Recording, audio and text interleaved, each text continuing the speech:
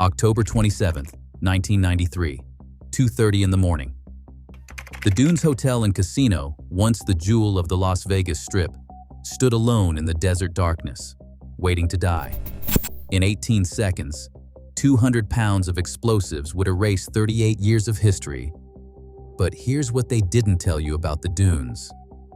Before it fell, before Steve Wynn bought it for the land and turned it into dust, this place made billions. And when it vanished, it took something with it that Vegas would never get back. The mirage in the desert. Let me take you back to 1955, the year the Dunes opened its doors on a patch of sand where Highway 91 bent toward downtown. Back when the Strip was still more jackrabbits than jackpots, more tumbleweeds than tourists. The man behind it all was Major Riddle. That was not a military rank. That was actually his first name. Major Riddle, a businessman from Indiana who had made his money in ice cream and thought he could make more in gambling. He bought 195 acres of desert for pennies and announced he would build the most luxurious resort Las Vegas had ever seen. The problem? Major Riddle knew nothing about casinos, nothing about Vegas, nothing about the invisible architecture that made money flow in this city. But he had ambition, and he had backers. The kind of backers who did not appear on any official paperwork, but whose money built half the Strip. Construction costs exploded.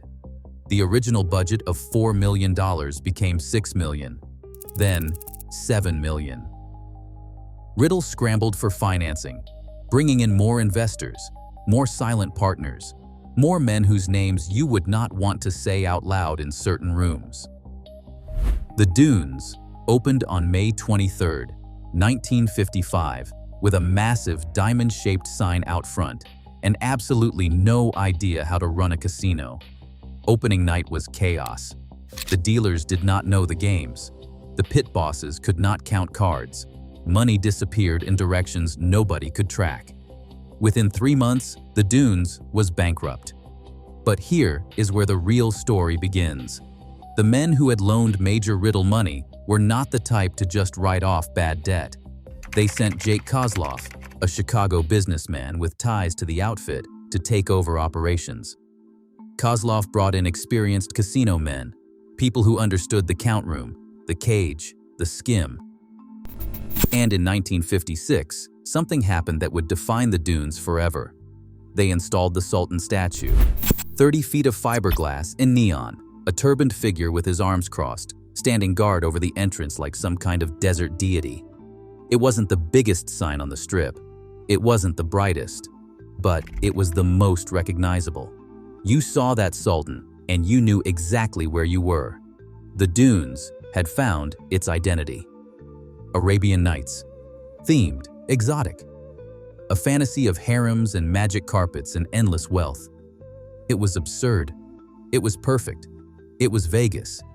By the late 1950s, the Dunes had stabilized. Jake Kozloff had brought in Sam Diamond and Major Riddle to manage operations. The casino floor was profitable, the hotel rooms stayed full. And behind the scenes, Chicago and Detroit money flowed through the property like water through a desert wash.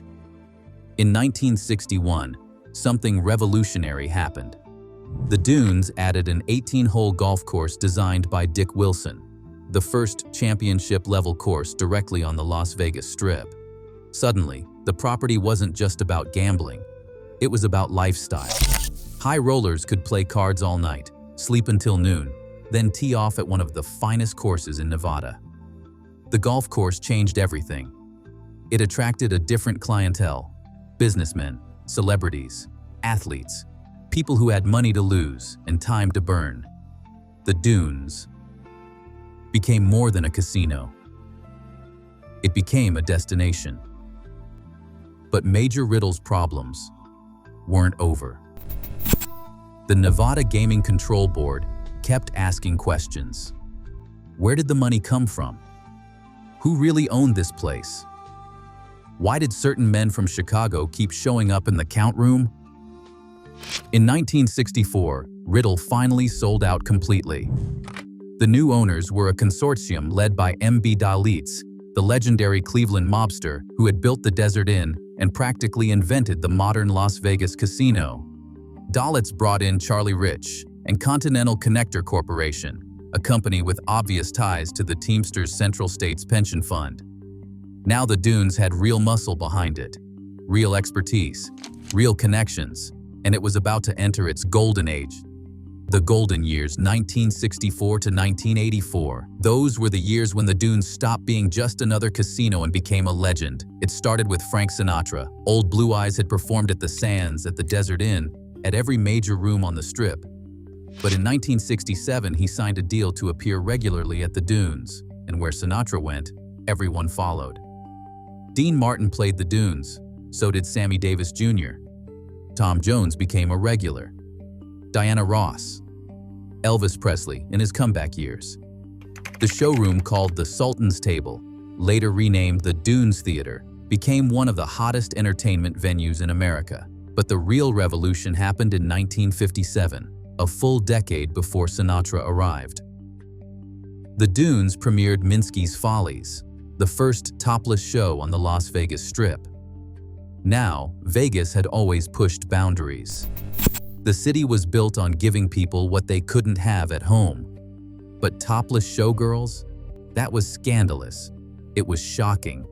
It was exactly what Vegas needed to separate itself from every other entertainment destination in America. Minsky's Follies ran for 2 years and it opened the floodgates. Suddenly, every major casino was developing its own topless revue.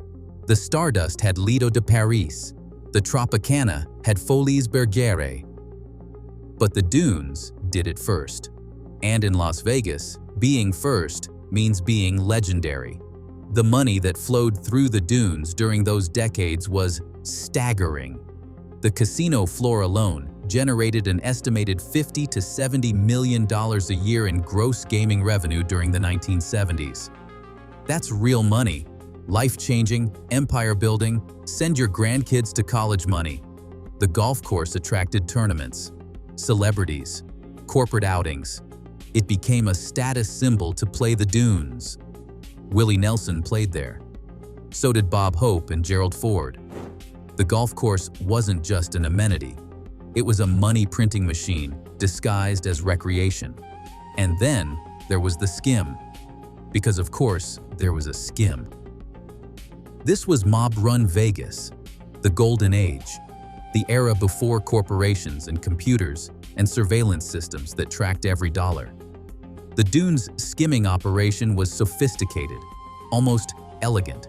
Money would come through the casino cage, get counted in the count room, and before it ever made it into the official books, a percentage would disappear.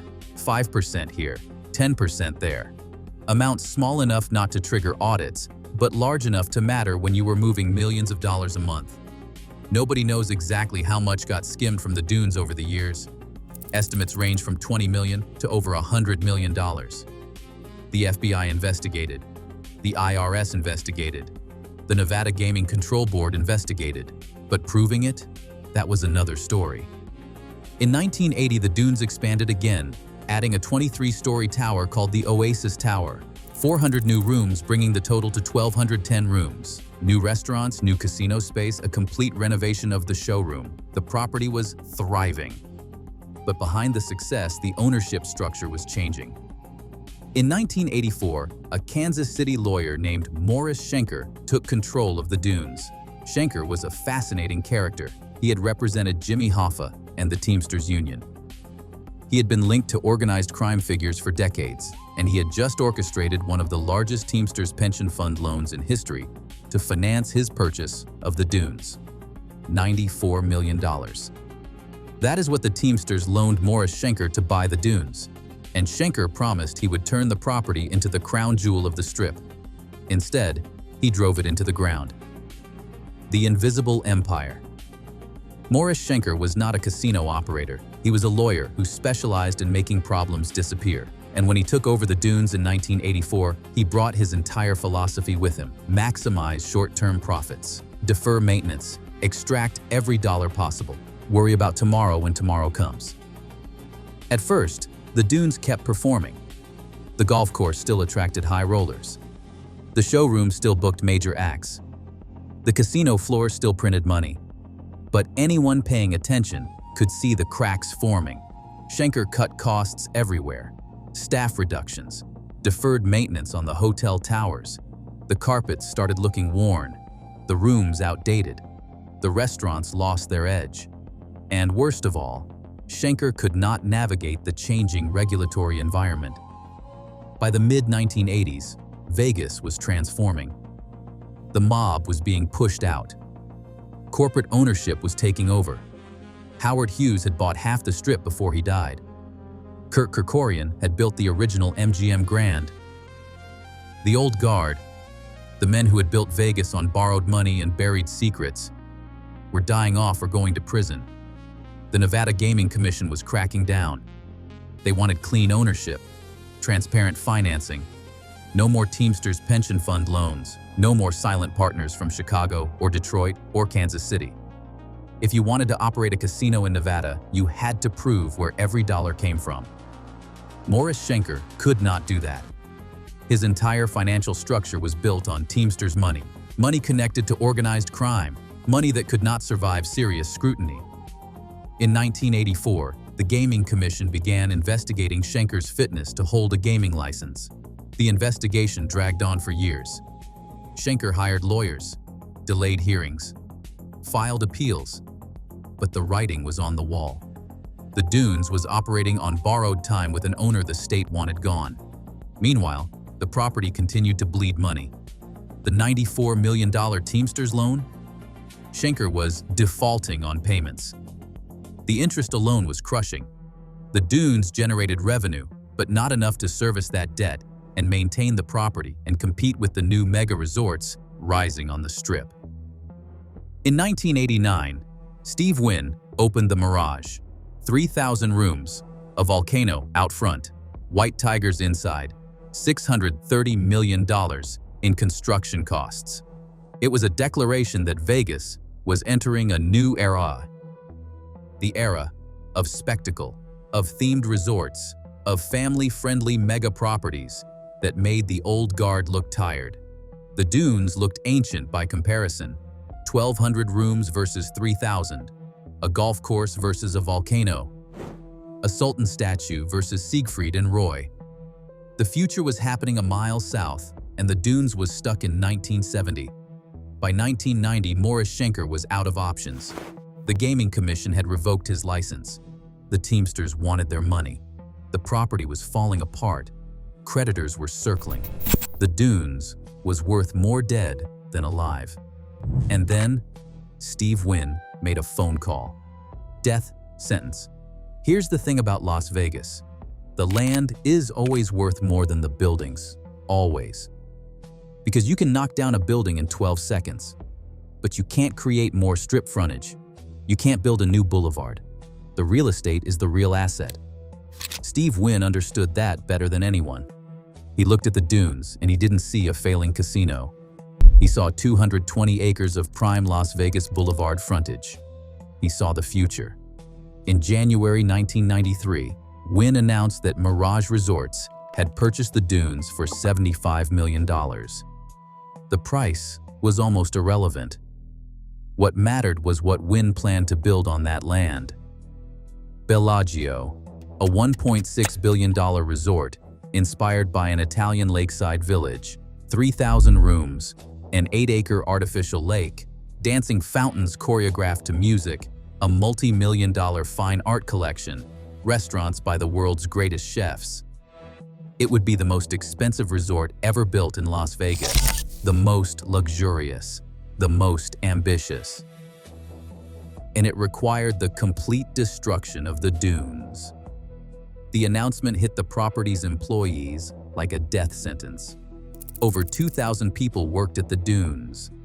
Dealers, cocktail waitresses, housekeepers, maintenance workers, pit bosses.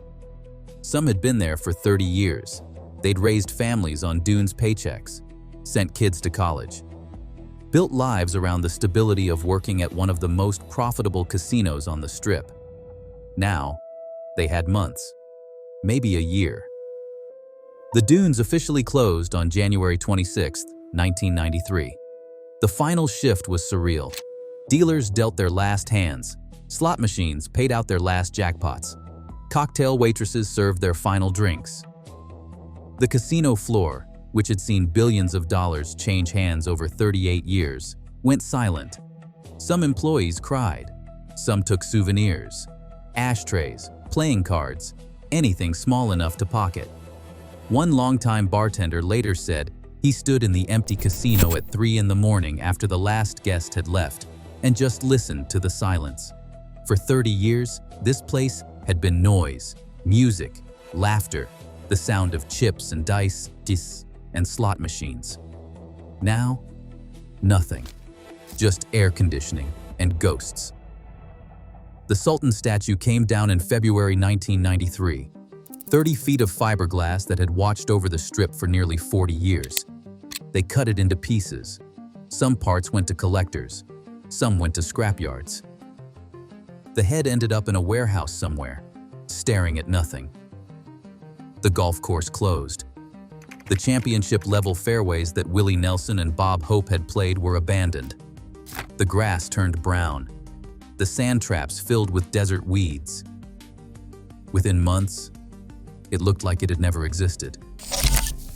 And then came October 27th, 1993. 2:30 in the morning, 10,000 people gathered on the strip and in parking lots across the street. News helicopters circled overhead. Camera crews from every major network set up shots. They were there to watch the dunes die. The implosion was handled by Controlled Demolition Incorporated, the same company that had handled every major Vegas implosion. They had placed 260 pounds of dynamite in strategic locations throughout the North Tower and the adjacent buildings. At exactly 2:30 in the morning, the charges detonated. For a moment, nothing seemed to happen. Then the building shuddered. Windows shattered. The structure folded in on itself, collapsing from the top down in a perfectly controlled demolition. 12 seconds. That's all it took. 38 years of history reduced to rubble in the time it takes to read this sentence. The dust cloud rose over 100 feet into the desert sky.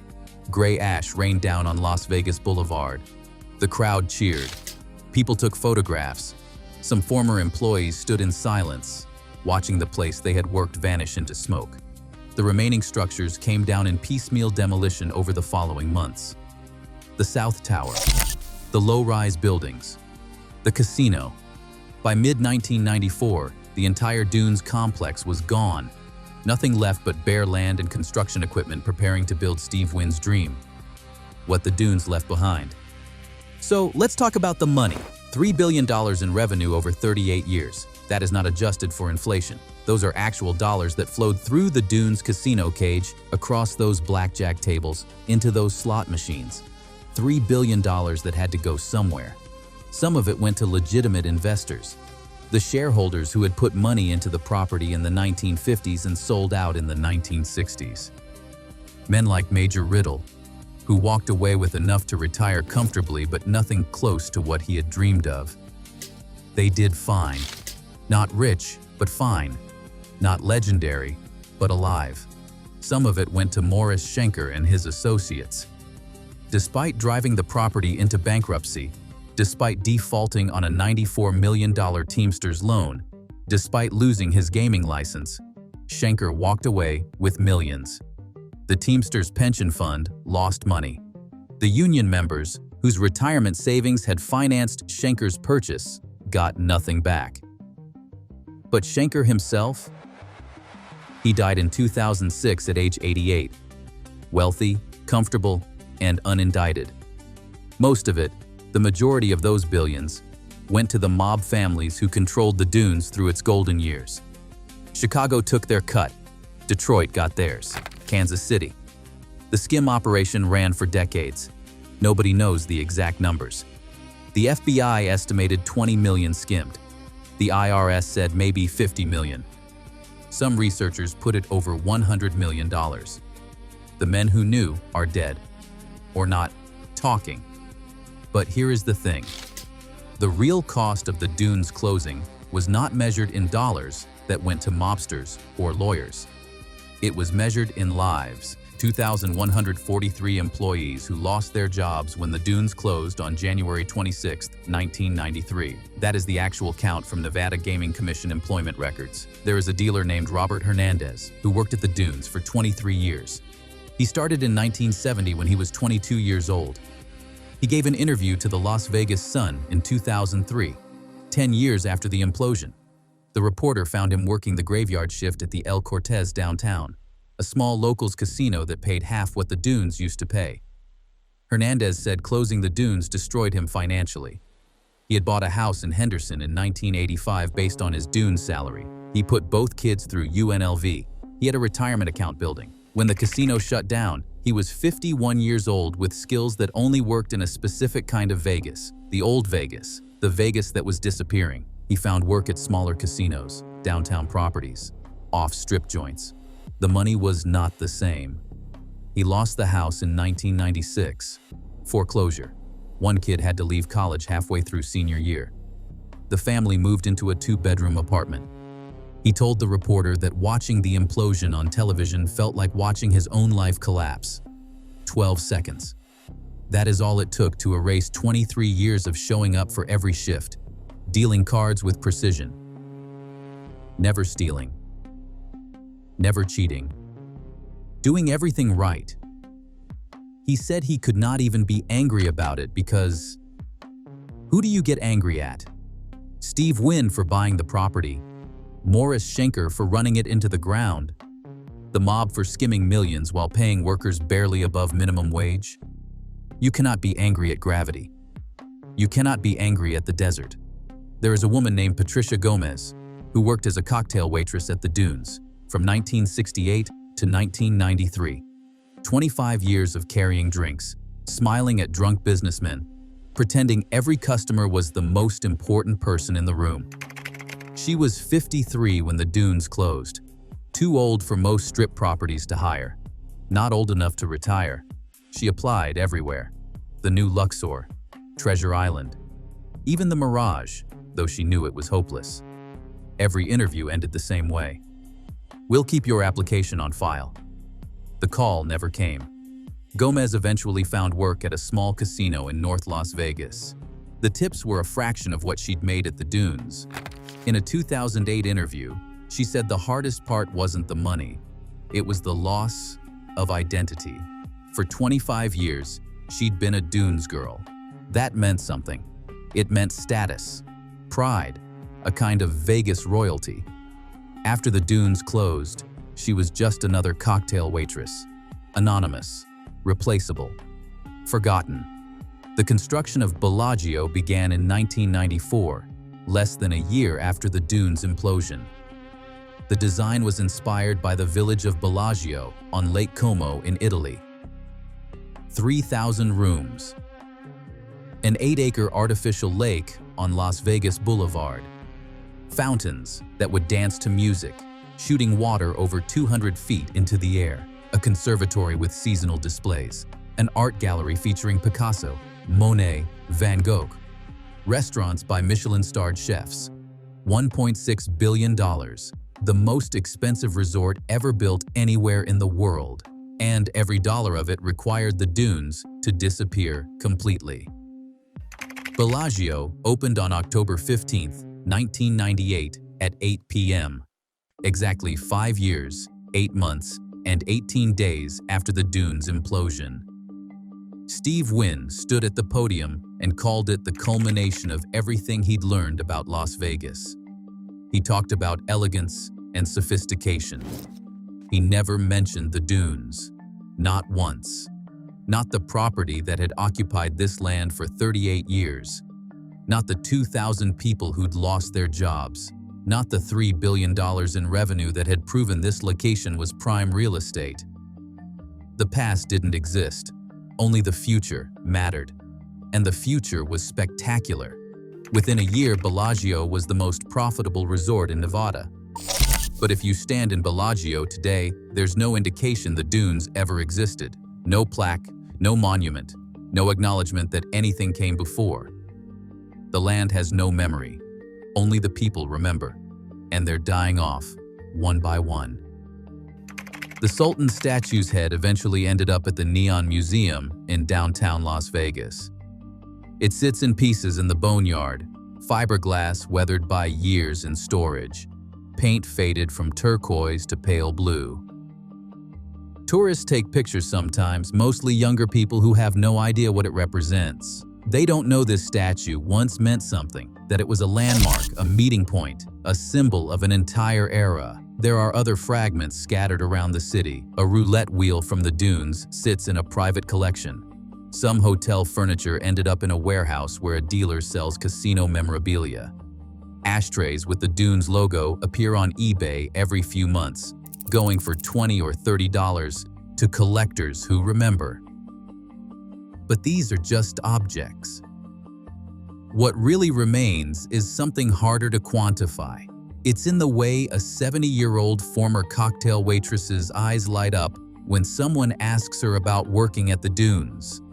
It's in the stories dealers tell about the high rollers who'd tip $100 on a single hand. There's a website now called Dunes Memories, where former employees and guests share stories. Hundreds of posts, thousands of comments, people remembering specific dealers, specific shows, specific nights when everything felt perfect.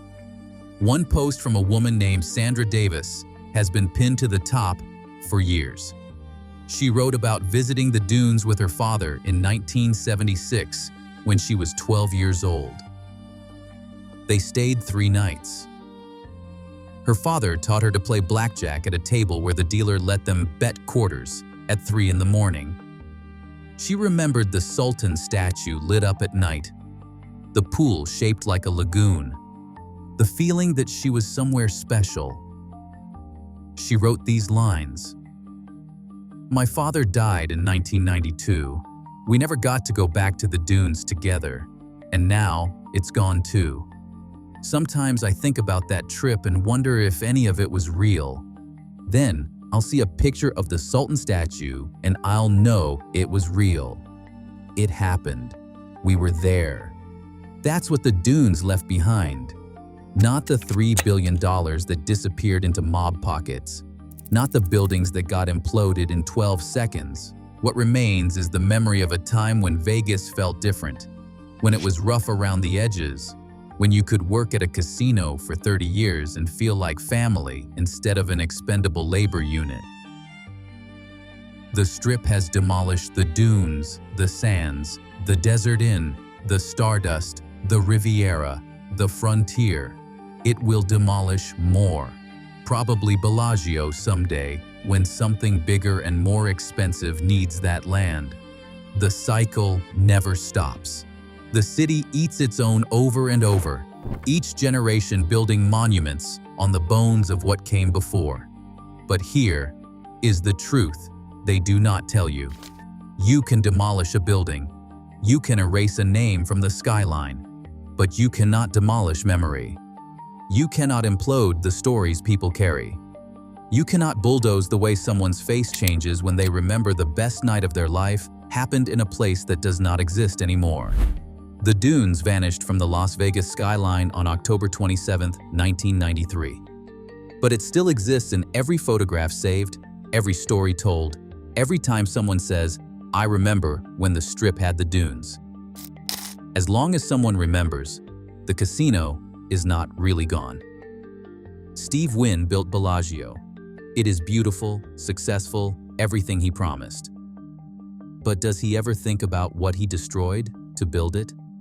Does he ever wonder about Robert Hernandez dealing cards at the El Cortez, or Patricia Gomez carrying drinks in North Las Vegas, or the 2,000 other people whose lives changed forever because he wanted dancing fountains? Maybe he does. Maybe he does not. But I will tell you this. If you stand where the Dunes used to be, if you close your eyes in the Bellagio lobby while the fountains dance outside, you can still feel it. The ghost of something that mattered. The memory of a time when Vegas was built by hand instead of by spreadsheet. The house always wins. But does it really? What does it profit a city to gain Bellagio and lose the Dunes? To gain the future and lose the past? The fountains dance. The tourists take pictures. And somewhere beneath the marble floors, beneath the art galleries and the restaurants, the Sultan watches with crossed arms, waiting for someone to remember his name, waiting for someone to say that before there was Bellagio, there was something else here, something that mattered, something worth remembering even if nobody wants to. That was the Dunes, the casino that made billions and vanished without a trace. Except traces remain if you know where to look. In a museum, in a memory, in the space between what Vegas was and what it became. In every former employee who still says, "I worked at the Dunes" with pride 40 years later. In every story that refuses to die, even when the building is gone. That was the story of a true Vegas legend. Did you ever walk through those doors? Did you see the Sultan statue burning bright against the desert sky? Tell me in the comments. If you love discovering the real stories behind the neon, the places Vegas tried to forget, hit subscribe because every legend has a story and Vegas never forgets, even when it pretends to.